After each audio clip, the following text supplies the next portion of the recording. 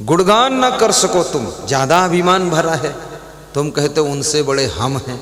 अरे तो तुम बकते रहो, तुम उनसे बड़े हो तो तुम्हारी रामायण लिख जाएगी, कोई तुलसीदास आएगा। पागल कहीं का फालतू बात करता है। हाँ। राम ने कभी नहीं कहा कि मैं उनसे बड़ा हूं, किससे बड़ा हूं। जो बड़ा होता है वो कभी कहता ही नहीं मैं बड़ा हूं, और जो नीचे पड़ा होता है वही कहता मैं सबसे बड़ा हूं। क्या बात है। हीरा कभी बोलता नहीं कि मेरा लाख टका मोल है, पत्थर की चट्टान चिल्लाती रहे। क्या मतलब निकला है। हीरा चुपचाप पड़ा हुआ है, जौहरी आता है उठा लेता है उसको, समझ जाता है क्या क्या मतलब। हीरा परा बाजार में रहा छार लपटाए, केते मूरख पचिमुए कोई पारख लियो उठाए।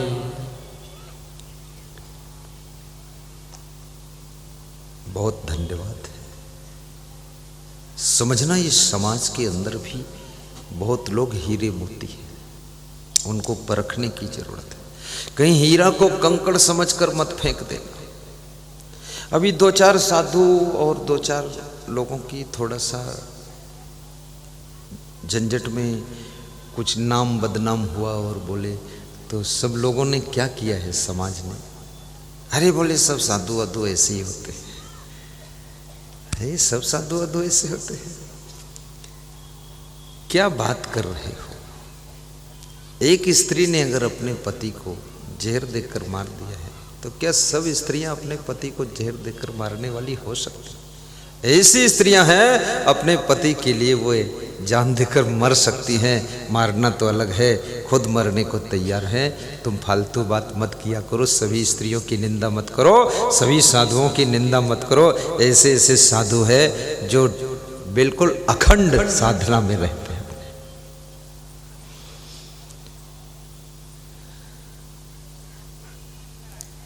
साहिब बंदगी भी बोलो एक बार, साहिब बंदगी। जय श्री राम भी बोलो, जय श्री जय श्री कृष्ण भी बोलो। अब कुछ मत बोलो। इतना काफी है।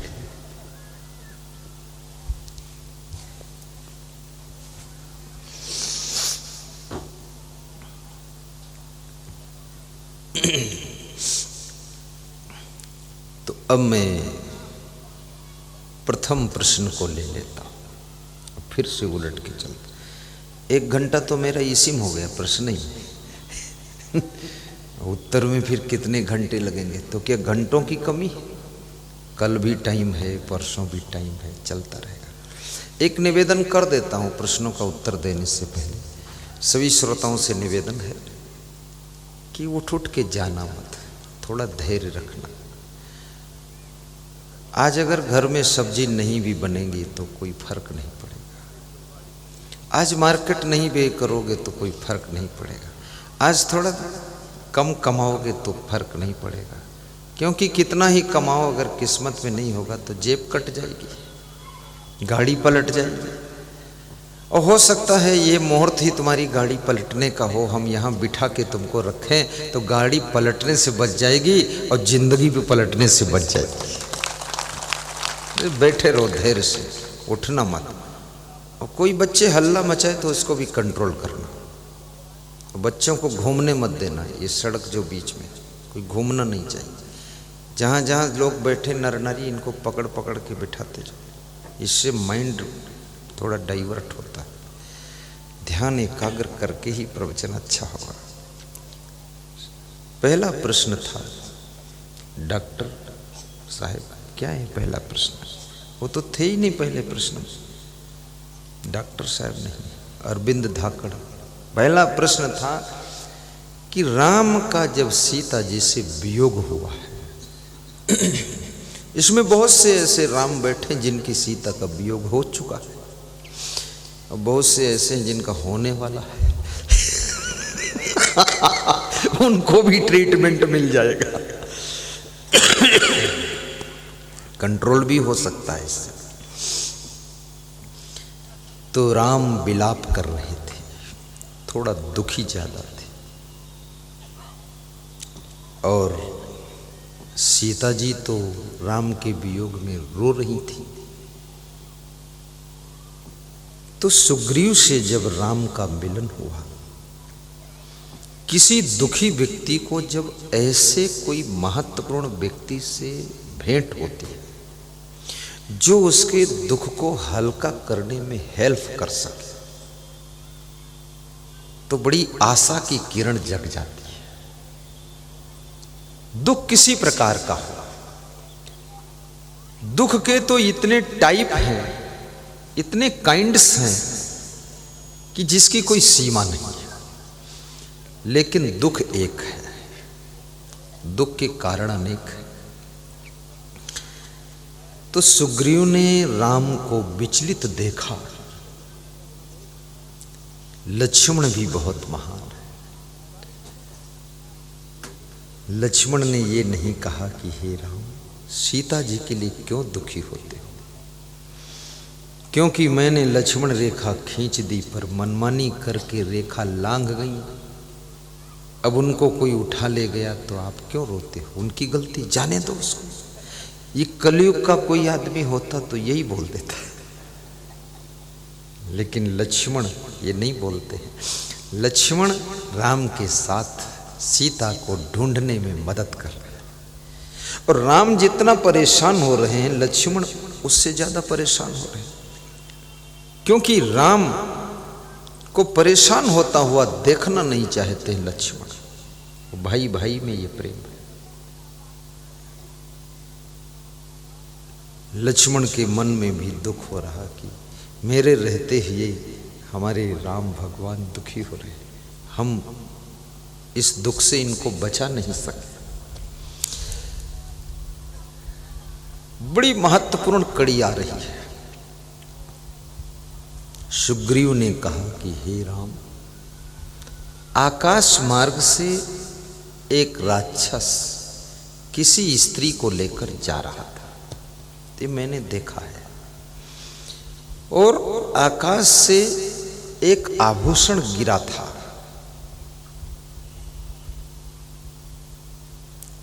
तो आप जरा देख लो, क्या आपकी धर्म पत्नी सीता जी का आभूषण है?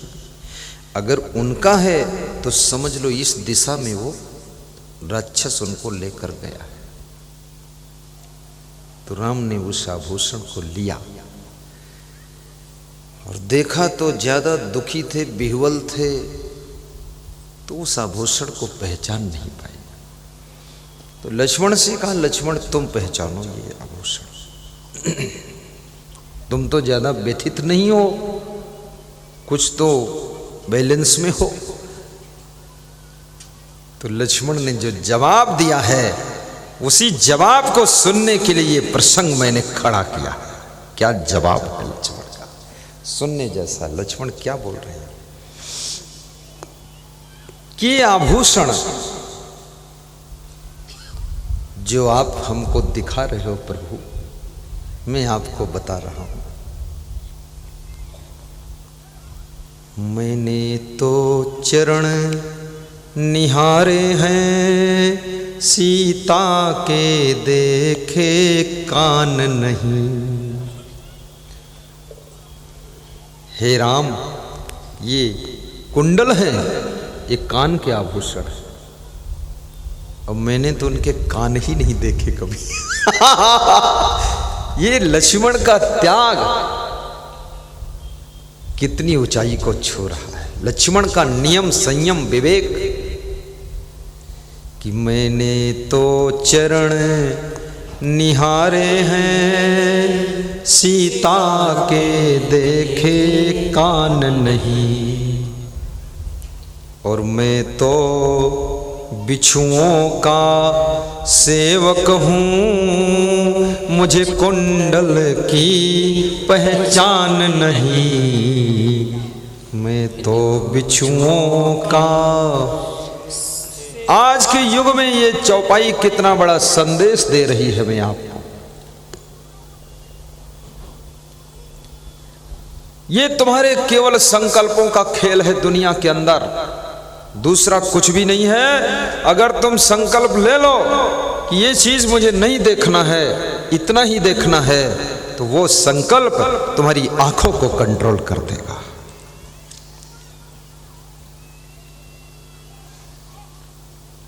मैं तो बिच्छुओं का सेवक हूँ, मुझे कुंडल की पहचान नहीं। राम लक्ष्मण के शब्दों को सुन करके मुस्कराने लगे कि सीता गई तो गई, लेकिन मेरा भाई बहुत महान है। कुंडल पहचान पाओ न पाओ, लेकिन राम को भी समझ में नहीं आ रहा ये कुंडल है किसका। इसलिए अपनी स्त्रियों को कृपया कुंडल भी पहनाइए, गले में हार भी पहनाइए, और हार में आपके नाम का पहला अक्षर भी लिख दीजिए। आपका नाम यदि राम गोपाल है ना, तो शुरू का नाम आर, और तुम्हारी का नाम यदि सीता है तो आर यस लिख दो, राम सीता है। कभी कहीं वो इधर उधर हो जाए तो हार फेंक दे तो मिल जाए, तो उससे पहचान हो जाएगी। उनको हार भी पहनाइए।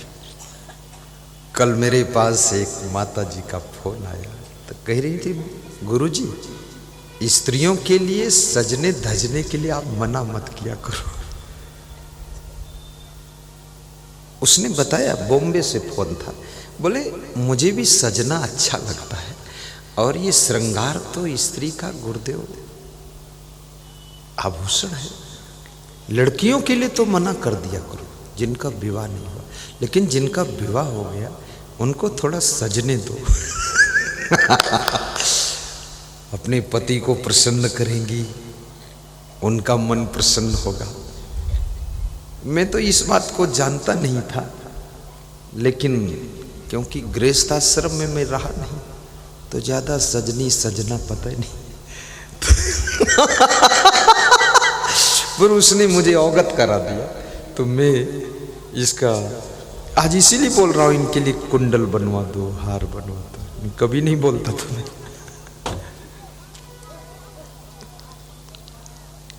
और लक्ष्मण का संकल्प, लक्ष्मण का नियम आज के चंचल नवयुवकों के मन को समझाने में कामयाब हो रहा है। इतना दृढ़ संकल्प रखो। बिछुआ कहते हैं जो पैर की अंगुली में पहनने जाते हैं, वो बिछुआ होता है। तो उन्होंने कहा मैं तो बिछुओं का सेवक हूँ, मैं तो माता जी के चरणों का सेवक हूँ, मुझे तो कुंडल की पहचान नहीं, मैं नहीं जानता ये कुंडल किसका है। कहने का तात्पर्य यह है, हिंदू संस्कृति में, हिंदू धर्म में कुछ और भी ऐसे धर्म हैं जिनमें मर्यादा का बड़ा सम्मान होता है। नारी समाज की मर्यादा, नारी का सम्मान। अब ये तो आज के युग में बहुत खूसट पैदा हो रहे हैं। खूसट बोलता हूं मैं, उल्लू लोग। मेरे बचपन में तो ऐसा था, अगर बस में हम बैठे हैं सीट पर, कोई नारी आ जाए तो सीट छोड़ देते थे, आइए बैठिए माता जी। संस्कृति से हम दूर होते जा रहे हैं, संस्कार विहीन होते जा रहे हैं। और नारी एक ऐसी प्राणी है जो संसार के समस्त नर नारियों को जन्म देती है और अपने पेट में पालती है, आंचल का दूध पिलाती है। चाहे वो प्रधानमंत्री हो, चाहे बड़ा से बड़ा संत हो, चाहे महंत हो, चाहे टीचर हो, लेक्चरर पेक्चरर, कोई भी हो, सब। मैं तो एरोप्लेन में जाता हूं तो वहाँ हवाई अड्डे से बस में बिठा कर प्लेन तक ले जाते हैं। उसमें कोई माता बहन खड़ी तो मैं उसको सीट दे देता हूँ, आओ बैठ जाओ। मैं उधर खड़ा हो जाता हूँ। ये लाइन में सब लगे हुए हैं, कोई माता बहन आई तो मैं हट जाता हूँ कि आप आगे लग जाओ, हम पीछे से आते हैं। बोलते नहीं गुरुजी आपका तो टीवी में प्रवचन सुनते हैं, आप आगे रहिए। हमने नहीं कोई बात नहीं, प्रवचन सुनते हैं उसका आचरण आज दिखा रहे हैं आपको। प्रवचन जो सुनाता हूँ उसका आचरण भी तो होना चाहिए। और जो नारी जाति का सम्मान करता है, याद रखना ये नारियां उसको ऐसा आशीर्वाद देती हैं, उस व्यक्ति का जिंदगी में कभी अपमान नहीं होता, हमेशा आदर होगा। वो दर्शन करने योग्य प्राणी तैयार हो जाएगा, दर्शनी महान पुरुष बनेगा। इसलिए इनका सम्मान कीजिए। लक्ष्मण के वचन एक बार और गाएं। मैंने तो चरण निहारे हैं, सीता के देखे कान नहीं।